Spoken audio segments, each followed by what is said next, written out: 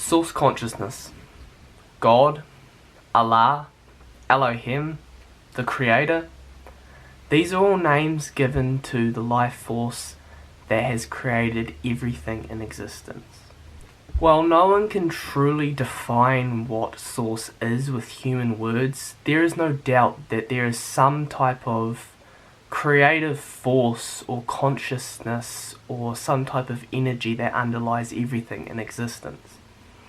Now, there's a lot to talk about on the subject, and everything I say here is just my own subjective thoughts. In saying that, I don't think anyone knows the full truth of where we came from or what we are.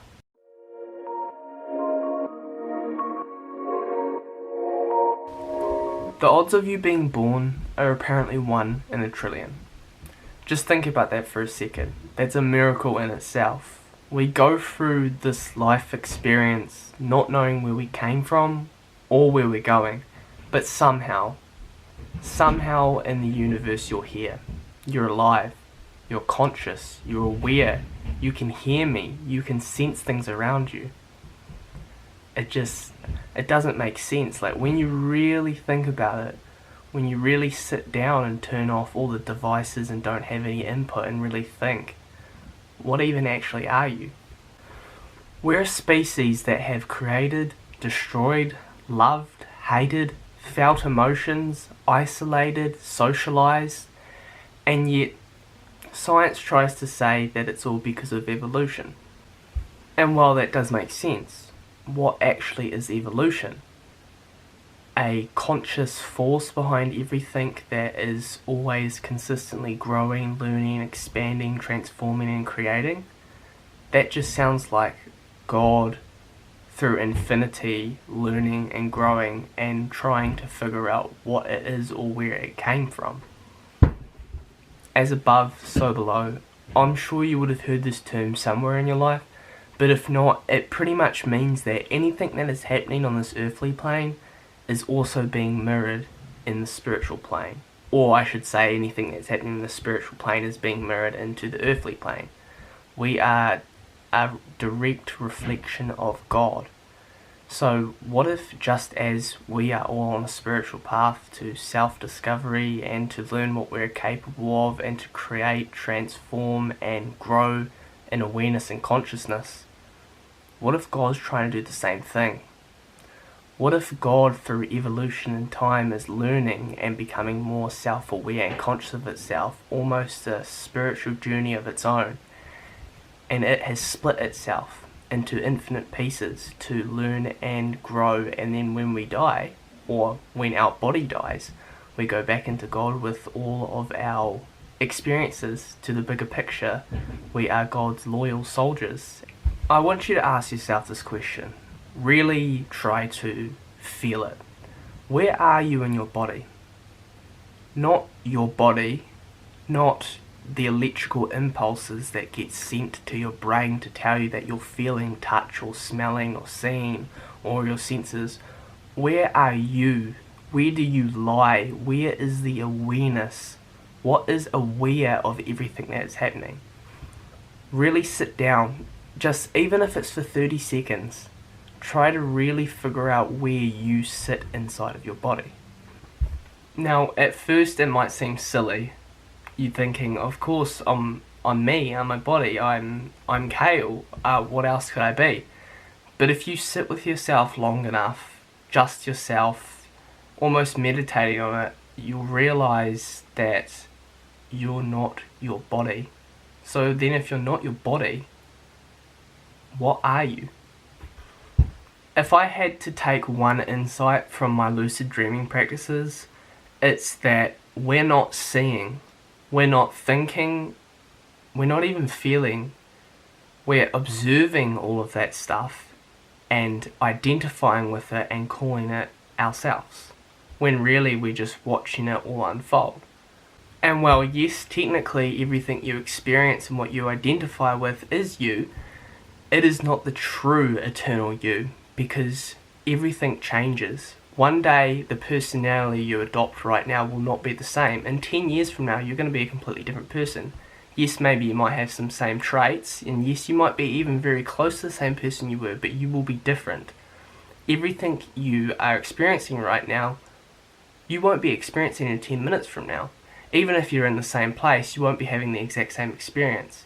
So yes, you are what you identify with and you are what you experience, but the true you is the thing behind all that, which is hard to grasp your head around. Like, it took me a while to grasp my head around, and when I first started experiencing that, it just didn't make sense, and it felt crazy, it felt foreign, it didn't feel right, it didn't feel real. But then the more you look into it, you realise it's kind of true.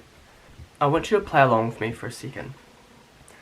What if God fragmented itself into infinite pieces throughout itself? They all had their own individual energies, they had their own individual consciousness, awareness and thoughts. And the end goal was for each piece of itself to learn, grow, expand, evolve, and eventually become enlightened and figure out where it came from. And when every little individual piece of itself found out where it came from and went back to the source, the whole would be enlightened. Just like as above, so below, we are all on our journey, and God is on its own journey, and we are all a part of that. We are all inside of God, and God is inside of us. We are all separate beings having their own individual experience, but yet we're connected like a web, and each nodal point, each point of the web has a piece of awareness living out its own life. But yet does it know that once it's finished its life, once it's finished its goal, once it's become enlightened, it becomes the whole, because it is the whole, and it just temporarily lost itself to find itself again. If God knows all, is all, and created all, then we must be a part of God. Just like us, on this humanly plane, we can learn a lot, we can grow, we can evolve, and we're always striving, or at least the best of us are always striving to be the best version of themselves, to grow, to become more lucid, to become more aware in life. But maybe that's the same thing for God. Maybe just as he fragmented himself, each part of himself had this plan, this goal to evolve and become more aware of itself. And maybe God's mission is to get every single part of itself to become enlightened, and when it does, God itself as a whole will become enlightened, and we will all be one. We will all be with God at the end of days. At the end of the day, there's one thing that's clear to me, and that is that we are eternal beings and we will never die. Yes, our personalities might pass on, the way we think and feel might pass on, even our names might pass on, but the part of us that lives on, the part that is in every single one of us, will always be here in some way, shape or form for the rest of eternity. Whether we merge into God, reincarnate, or go to another spiritual realm or another plane of existence, we will always be. If existence is eternal and God is all, then we cannot cease to exist.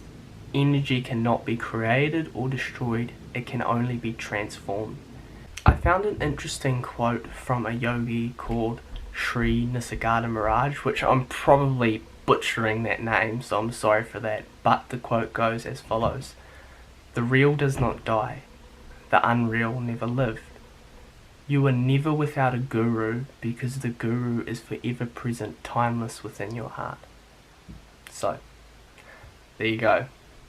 Tell me what you think in the comments, and I will see you in the next one.